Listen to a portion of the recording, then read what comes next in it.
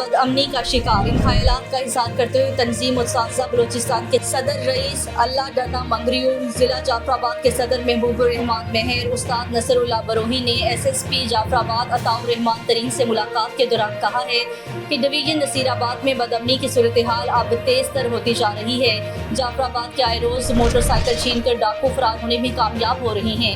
मज़ीद उन्होंने कहा है कि हम उम्मीद करते हैं कि अताउर रहमान तरीन से जो एक अजीम ऑफिसर हैं, जिनकी कोशिशों से शहर में बेहतरी आएगी।